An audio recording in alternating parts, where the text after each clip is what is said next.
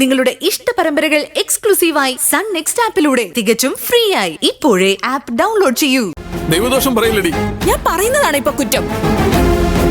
ഒരു കാര്യം ചെയ്യേ, നിങ്ങൾ കുടുംബക്കാരെല്ലാം ഒന്നിച്ച് താമസിച്ചോ, ഞാൻ അങ്ങ് ഒഴിഞ്ഞു തന്നേക്കാം. എന്റെ പൊന്നുമോളെ, നീ എന്നെ തെറ്റിദ്ധരിച്ചേക്കുക. ഞാൻ മനസ്സാ വാച കർമ്മണ അറിയാത്ത കാര്യമാ ഇതൊക്കെ. ഞാൻ അറിഞ്ഞതെങ്കിൽ ആ പേരും കള്ളിയെ ചെത്തിയ മുറ്റത്ത് കയറ്റുമായിരുന്നോ? എന്നാ ചെന്ന് ഇറക്കി വിട്. അല്ല, എന്താ കണ്ണുമിഴിച്ച് നിൽക്കുന്നത്? ചെന്നവരെ ഇറക്കി വിട്.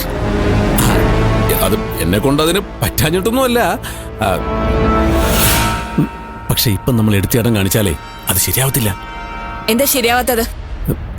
മോളെ, ആദ്യം നമ്മൾ നമ്മുടെ ഭാഗം സേഫ് ആക്കണം.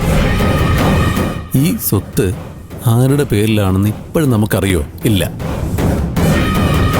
ചേട്ടൻ അയക്കുന്ന മെസ്സേജുകൾ മാത്രമേ ആകെയുള്ള പിടിവള്ളി. അത് തന്നെ എത്ര കാലം ഉണ്ടെന്ന് ആർക്കറിയാം.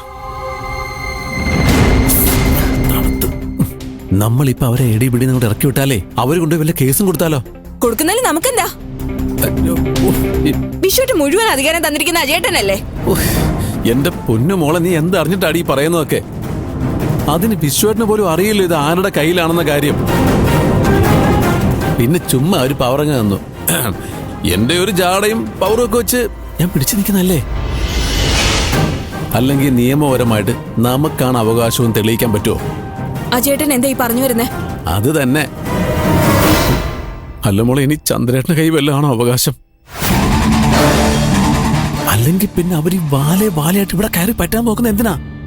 ആദ്യം അച്ഛനും മോളും വന്നു, ഇപ്പൊ ദേ ഭാര്യ എന്ന് പറഞ്ഞ ആ വിഷവും വന്നു. എന്തു അതിന്റെ അർത്ഥം? അജേട്ടൻ ചുമ്മാ ആളെ പറഞ്ഞ് പേടിപ്പിക്കല്ലേ? എടി മോളെ, പേടിക്കേണ്ട കാര്യങ്ങൾ ഇവനെ പേടിക്കാതെ പറ്റുമോ? ഒന്നും കാണാതെ ഞാനിങ്ങനെ ക്ഷമിക്കുമെന്ന് മോക്ക് തോന്നുന്നുണ്ടോ? അല്ലെങ്കിൽ അന്ന് അവര് വന്നപ്പോ തന്നെ ഞാൻ കഴുത്തിൽ പിടിച്ച് കുത്തി പുറത്താക്കിയല്ലായിരുന്നോ?